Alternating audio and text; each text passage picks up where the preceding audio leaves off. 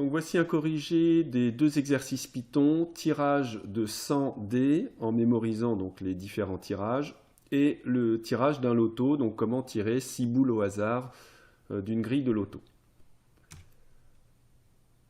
Alors, il s'agissait donc de tirer 100 fois un dé et de mémoriser les valeurs trouvées dans une liste. Et ensuite d'afficher les fréquences d'apparition de chaque face. Donc combien de fois est sorti le 1, combien de fois est sorti le 2, etc. Donc on voit déjà qu'il va falloir répéter un certain nombre de fois, tirer 100 fois un dé, donc une boucle. Donc la question qui peut se poser, c'est comment on va créer cette boucle donc pour qu'on ait 100 fois quelque chose à faire. Donc première solution, on va dire très simple, c'est pour un certain indice, donc que j'appelle K, in range 100. Donc je vous rappelle que range 100, c'est 0, 1, 2, 3, jusqu'à 99. Donc en tout, j'ai bien 100 termes. Donc si j'écris des choses dans la boucle ici, il va bien répéter 100 fois quelque chose. Donc ici, ça va être tirer un dé, le mémoriser, etc. Donc ça, c'est une première solution. Deuxième solution, c'est de créer une liste qui va avoir 100 termes. Donc par exemple, si on fait 0 donc fois 100, qu'est-ce que ça veut dire? Ça veut dire la liste où il y a 0, 0, 0, et ça 100 fois. Donc si je fais parcourir K dans cette liste-là, il va bien répéter 100 fois tout ce que je vais écrire dans la boucle. Donc là, j'ai marqué 0, mais on pourrait aussi mettre... peu importe, hein, une petite étoile fois 100, et à ce moment-là, K, il parcourra les 100 étoiles. Ici, on aura une étoile, etc., 100 fois. Donc là, deux techniques hein, pour répéter 100 fois quelque chose, range 100, ou de se créer une petite liste quelconque avec 100 éléments dedans. Alors maintenant, qu'est-ce qu'on fait à l'intérieur de la boucle? Il faut à chaque fois tirer un dé. Donc par exemple, le dé, on va obtenir un 2, après un 3, un 6, etc. Donc comment faire pour obtenir aléatoirement donc, les valeurs d'un dé? Donc on va déjà importer la bibliothèque qui s'appelle random, et ensuite on va utiliser random.randInt, donc qui permet de tirer un nombre entre deux valeurs. Ces valeurs sont comprises dans l'intervalle, hein, donc ce sont voilà, des crochets fermés, c'est-à-dire qu'il prendra le 1 et il pourra prendre le 6. Donc contrairement à range 100 où le 100 est exclu. Donc si on fait randInt entre 1 et 6, on aura bien un nombre entier, donc integer, hein, donc un nombre entier entre 1 et 6, et j'appelle donc ce nombre-là d. Donc ça sera mon d, la valeur du d. Et il va falloir mémoriser les valeurs trouvées dans une liste. Donc il va falloir créer une liste pour placer toutes les statistiques, combien de fois j'ai eu 1, etc. Donc il faut initialiser cette liste. Donc pour faire ça, donc on peut l'appeler stat, hein, c'est là où on va mettre nos stats.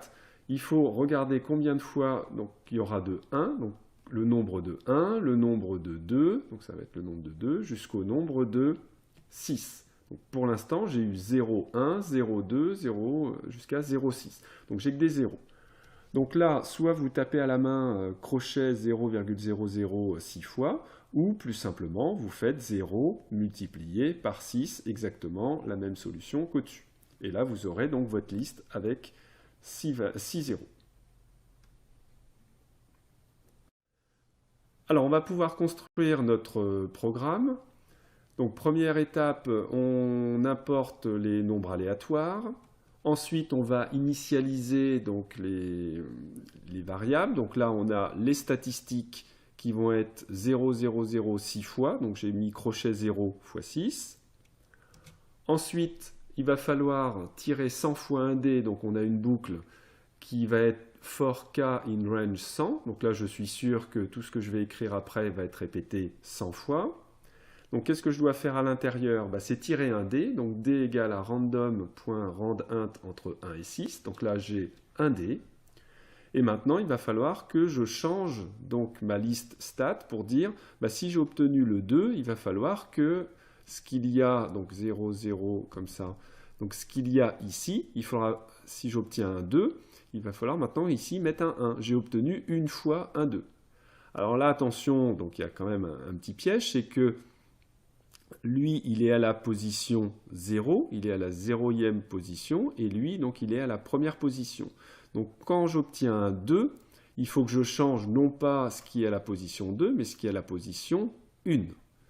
Donc, on va écrire ça en mettant stat d-1, puisque si j'obtiens un 2, il faut que je change donc la position 1. Si j'obtiens un 1, avec mon d, il va falloir que je change la position 0. Donc c'est à chaque fois le d-1. Donc ce qu'il y avait en d-1, donc dans stat d-1, je récupère donc ce qu'il y avait dedans et je rajoute 1. Je viens d'obtenir un nouveau tirage identique. Voilà, donc là on a le contenu de la boucle, on tire un dé et les statistiques augmentent à chaque fois de 1 par rapport donc, à la valeur du dé, avec ce petit décalage ici, puisque donc, notre liste commence à 0 au lieu de commencer à 1. Et en sortie, donc là, attention, il y a bien un décalage ici, là on revient donc à gauche, on affiche les statistiques. Donc si on lance ce programme, on va par exemple, évidemment vous n'aurez pas la même chose si vous le faites, ici un 22, ça veut dire que j'ai tiré 22 fois le numéro 1 avec mon dé, j'ai tiré 10 fois le numéro 2, 17 fois le numéro 6. Si on relance le programme, vous verrez que donc, les nombres ne sont pas identiques. Cette fois-ci, j'ai eu 13 fois le numéro 1, 23 fois le numéro 6, etc. Donc voilà pour cette version.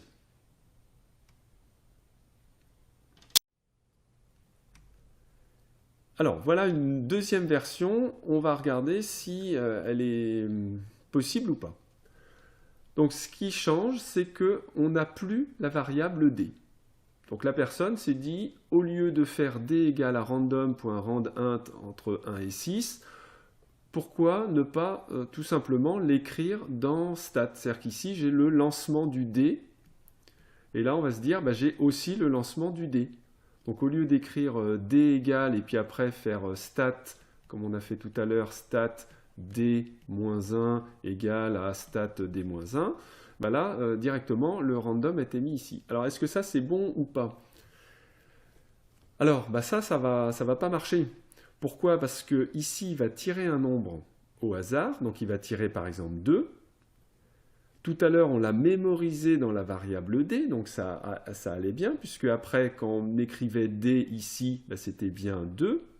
Mais si vous écrivez random et ici, à nouveau random, vous allez obtenir probablement un autre nombre. Donc par exemple ici 4. Donc on est en train de lui dire de changer ce qu'il y a en stat 2-1. Donc ici ça ferait stat de 2-1. Donc en fait de changer ce qu'il y avait en 1 par ce qu'il y avait en 4-1. Donc par ce qu'il y avait en 3. Donc stat 3 plus 1. Donc là, on est en train d'embrouiller complètement notre tableau des statistiques, puisque au lieu de récupérer ce qu'il y avait en 3 ou en 1, on est en train de prendre ce qu'il y avait en 3, d'aller le remettre en 1. Donc ça, ce programme-là, il faut l'oublier. Hein, on ne pouvait pas simplifier en enlevant donc, la variable d.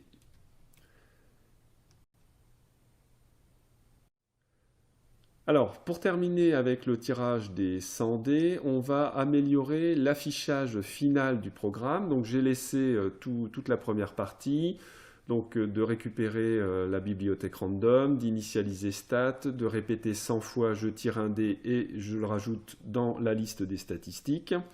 Maintenant, l'affichage qu'on avait tout à l'heure n'était pas très joli, avec le 12, virgule, etc. On ne savait plus trop qui était le numéro 1, numéro 2, etc. Donc là, pour avoir un affichage plus sympa, on va parcourir donc les 6 éléments de stat. Donc on va faire pour k in range 6 et on va lui demander d'afficher ce qu'il y a donc à la position k. Donc là, je vous rappelle, range 6 c'est 0, 1, 2, 3, 4, 5. Donc là, tout va bien. Il va récupérer le premier élément de stat jusqu'au 5e élément de stat. Donc là, il écrit la valeur qu'il y a donc dans stat à la position k, pourcentage, donc ça c'est juste pour nous, hein, donc ça sera par exemple 12% de, et là si j'avais mis k, ça veut dire qu'il me dirait, bah, vous avez obtenu 12% de 0, puisque k il commence à 0. Mais nous, on sait que la première case, ce n'est pas le nombre de 0, mais c'est le nombre de 1. Le dé, il va entre 1 et 6. Donc, ce n'est pas 0, mais c'est 1, c'est pas 5, mais c'est 6, donc il faut ajouter 1. Donc, je lui demande d'afficher non pas k, mais k plus 1. Comme ça, on aura 12% de 1, 17% de 2, etc. Donc, si on lance le programme, on obtiendra par exemple 7% de 1, 15% de 2, 19% de 6. Donc voilà pour une version améliorée du tirage descendu. Donc pour le tirage du loto, on commençait par nous demander à créer une liste avec 49 éléments de 1 à 49, donc qui seront les 49 boules du loto. Donc là, ce que l'on veut, c'est avoir 1, 2, 3 jusqu'à 49 et que ce soit donc une liste. Donc on peut penser à range 1, 50, donc qui sera 1, 2, 3 jusqu'à 49. Le problème, c'est qu'après, on n'aura pas accès, donc on ne pourra pas modifier, dire je veux que celle-là soit égale à 3 ou égale à 7, ou etc. Donc ce qui nous manque, c'est que ce n'est pas une liste. Donc il faut rajouter liste range 1, 50. Donc là, on aura bien, entre crochets, 1, 2, 3 jusqu'à 49. Et j'appelle B, donc l'ensemble des 49 boules. Donc celui-là, la boule numéro 1 pour l'instant est à la place 0, et la boule 49 est à la 48e place de ma liste B. Donc là, faites bien attention, la boule 1 est à la place 0, la boule 49 est à la place 48 au début. Et tout est dans l'ordre. Alors maintenant, l'idée pour mélanger donc, les 49 boules, c'est de prendre la boule qui est à la place 0, donc à la 0e place, et de l'échanger au hasard avec une autre place. Donc je prends une autre place, donc par exemple celle-là, celle qui est à la 3e place, et dire je fais l'échange des deux. Donc là je vais obtenir 4, 2, 3, 1, 5, etc. jusqu'à 49. Donc j'ai échangé la place 0 et la place 3, donc le contenu de ce qu'il y avait dedans. Vous voyez, je n'ai pas échangé les boules numéro 1 et 4, j'ai échangé des numéros de place. Donc j'avais la place 0, une autre place au hasard qui là était par exemple 3, et j'ai échangé le contenu qu'il y avait à la place 0 et à la place 3. Ensuite, on recommence avec la place numéro 1 et une autre place au hasard. Donc la boule qui est à la place 1, bah, c'est ici 2, et je vais l'échanger par exemple avec celle qui est à la position 0, 1, 2, 3, 4, donc à la 4e position. Donc si je fais ça, donc on inverse le 2 et le 5, et on recommence, etc. avec toutes les boules qui sont dans la liste, donc jusqu'à la boule qui est à la place 48, que je vais échanger avec une autre place au hasard. Voilà, donc vous voyez, l'idée, c'est je prends la première boule, je l'échange avec une place au hasard, je prends la deuxième boule, je l'échange avec une place au hasard, la troisième avec une autre place au hasard, qui peut être la première d'ailleurs, jusqu'à la dernière qu'on va échanger avec une autre place au hasard. On a maintenant 49 boules qui vont être mélangées, et si vous voulez un tirage du loto, il suffit de prendre les 6 premières places de la liste B qui sera donc complètement mélangée, donc on aura un tirage aléatoire. Alors, première étape, donc comment tirer une boule au hasard. Donc, on va importer donc, la bibliothèque random et hasard va correspondre à une place au hasard ici. Donc, une place qui doit être entre 0, la 0e position, et la 48e position. Donc, on va tout simplement faire random.randint 0, 48. Donc, 0 compris, 48 compris. Maintenant, ce que je veux, c'est échanger donc, la première boule, la deuxième, la troisième, jusqu'à celle-là. Donc il faut une boucle qui va de 0 jusqu'à 48. Donc là, on peut faire un for k in range 49, puisque range 49, c'est 0, 1, 2, jusqu'à 48. Ensuite, comment faire pour échanger, donc une fois que j'ai la position k, donc qui sera donnée grâce à ma boucle, et hasard, donc une place au hasard qui sera donnée donc par random. Donc comment échanger les deux? Alors là, il y a un moyen très très simple, c'est quand vous voulez échanger A et B, donc deux variables A et B, il suffit d'écrire AB égale à BA. Donc ce qu'il y a dans A, ce sera B, et ce qu'il y a dans B, ce sera A. Donc ici, je vais prendre BK, virgule B hasard, donc je regarde ce qu'il y a en BK et ce qu'il y a en B hasard, et je vais dire que c'est égal à B hasard BK. Donc j'aurais bien inversé le contenu des deux positions. Et pour l'affichage, donc moi ce que je veux, c'est pas... Donc une fois que ça sera tout mélangé, imaginez, vous avez 7, 49, 17, etc. Moi je ne veux pas afficher les 49 boules, je veux simplement afficher les 6 premières boules. Donc pour faire ça, on peut lui demander à faire print B jusqu'à 6. Donc le jusqu'à, c'est 2.6. Ça veut dire 0, 1, 2, 3, 4, 5. Donc il va afficher la position 0, la position 1 jusqu'à la position 5. Donc les 6 premières boules. Alors on va maintenant écrire le programme complet.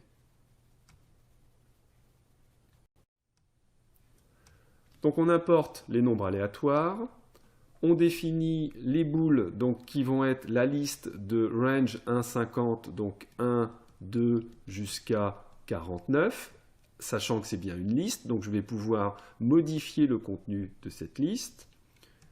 Ensuite, je vais prendre les boules les unes à la suite des autres, donc la boule donc 0, 1, 2, 3 jusqu'à 48. Donc le K, il va se balader entre 0 et 48.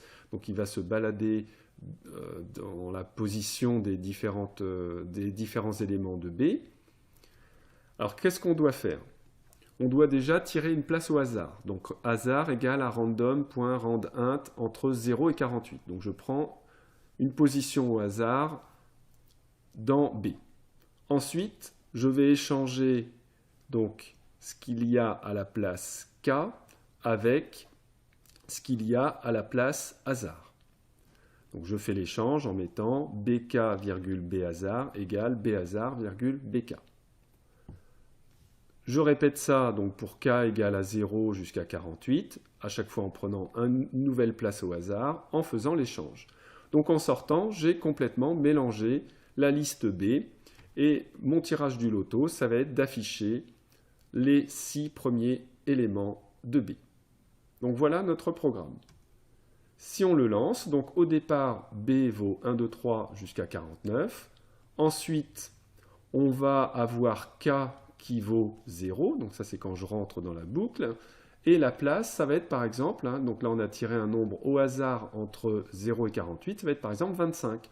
Donc on va échanger ce qu'il y a à la place 25, donc ce qu'il y a au début à la place 0 c'est 1, donc ce qu'il y a à la place 1 c'est 2, donc ce qu'il va y avoir à la place 25, à la 25e place c'est 26. Donc je vais me retrouver avec un 26 ici, et ce qu'il y aura à la place 25 là, ça sera mon 1. Ensuite, donc on va échanger ce qu'il y a à la place 1, donc maintenant mon K vaut 1, avec un nouveau nombre au hasard qui va être 33, donc on va se retrouver ici avec un 34, et puis donc mon 2 qui était là va se retrouver à la place 33. Etc. Ce qu'il y a à la place 2 va se retrouver par exemple à la place 3, donc là ce qui était ici va se retrouver là, et ce qui était là va se retrouver là. Donc on a un échange entre le 3 et le 4. Peut-être que le 5 va se retrouver en 1 si le nombre au hasard est 0. Donc là, voilà, on aura un échange.